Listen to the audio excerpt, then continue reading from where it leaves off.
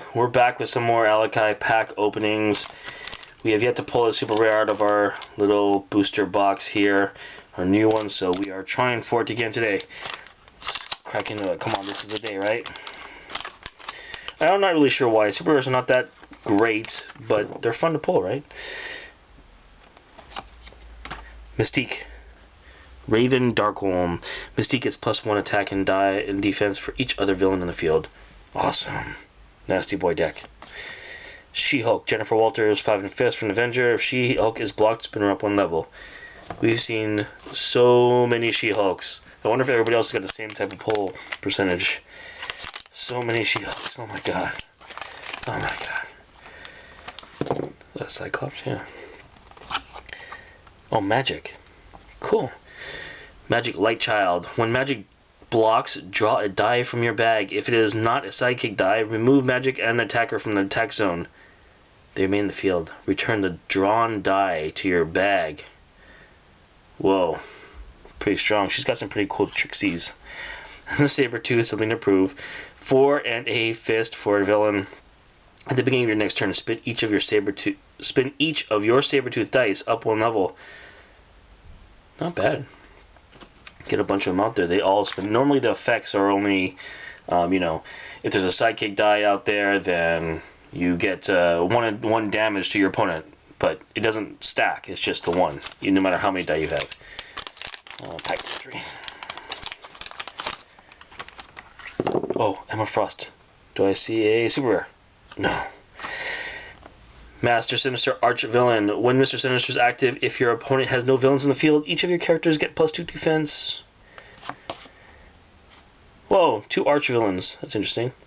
If your opponent has no villains in the field, prevent all damage Emma Frost from fist characters. 2 Arch Villains and 2 villains. Oh, 2 villain characters. Pack number 3, come on.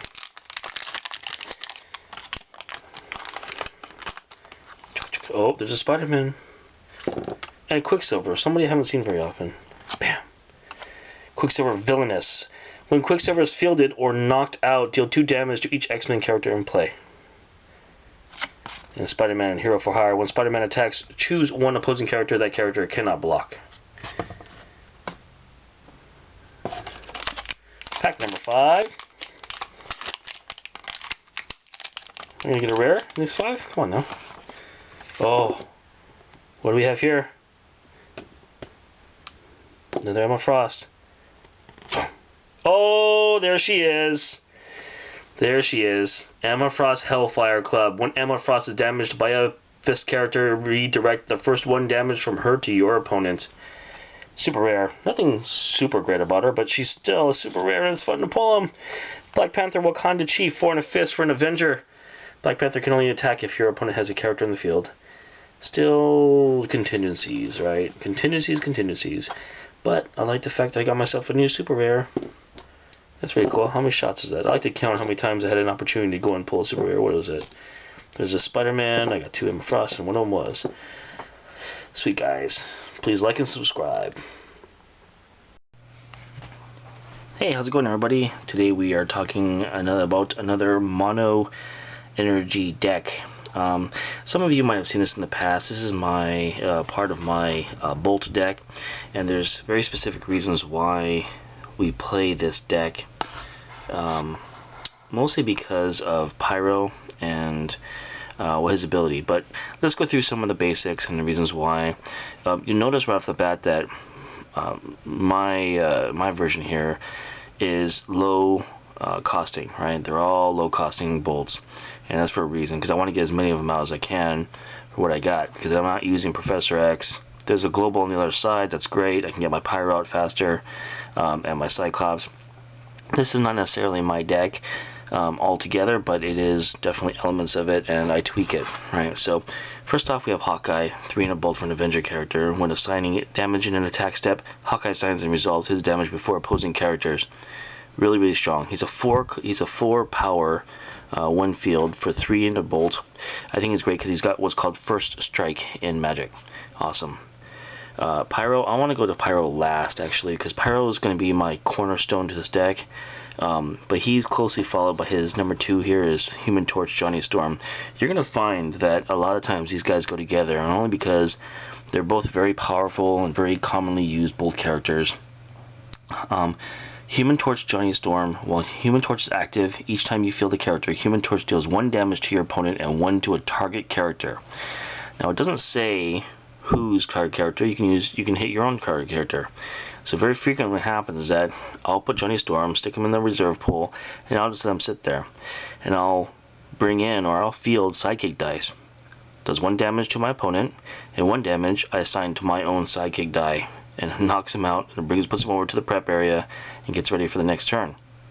That's kind of what I do. I just churn those dice over and over again, so they never go back and use. I always know what's kind of going on.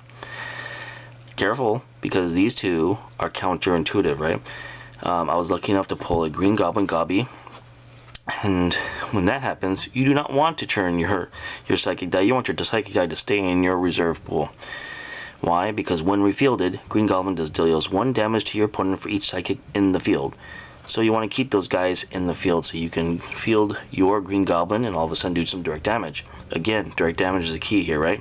3 and a bolt is the main reason why I have him in here, though, because he's a very low cost character. Ghost Rider, all just purely because of low cost. 2 and a bolt. He's actually not great stats wise. He is a 5/5 at his top level, field 3, but he does cost 3 to field. So I find that more times than not, I'm getting stuck on the fielding cost of Ghost Rider, and I'd just rather have him go right to the used pile for Pyro. When we talk about that, I'll let you know. Cyclops Field Leader. When Cyclops is active, whenever one of your bolt characters is still damaged, increase the damage by 1. So just extra, right? So just get him and stick him in the corner. But another thing about him, his level 3 is a 1 field. He's a 6/4. It's pretty strong, just attacking alone. This is Quicksilver Pietro Maximoff. I know there's a lot of other types, but this is the 3 in the bolt version. When fielded, Quicksilver deals 1 damage to 1 opposing character. Again, just immediate direct damage, and this is just kind of removal for some small sidekicks that get in the way of some of the other guys. Iceman Mr. Freeze. This is a common staple in Rainbow Draft, by the way. The first time each turn you field another character, Iceman gets +3 at attack. So, this guy sits there, you have Human Torch, you're going to field somebody, deal 1 damage, it still goes off, you field another character, Iceman's going to get +3 at attack, you're going to get in. His level 3s, 1 field, 4/6 attacks. That means it makes him a 7/6. Okay? 7/6 for a 1 field. That's crazy for 4 and bolt. Awesome. Finally, Pyro, Uncontrolled. A lot of you guys have heard me talk about it. Anybody who's watching the videos, my favorite character of all both sets. 5 and a bolt villain character, Pyro Uncontrolled. When Pyro attacks, roll all of your dice in your used pile. Deal 1 damage to your opponent for each bolt rolled. Return the dice to your used pile. Then there's a global. Pay bolt. Draw and roll 2 dice from your bag. Keep any bolt results rolled. Return the rest to your bag. Okay, so I don't use that global too much.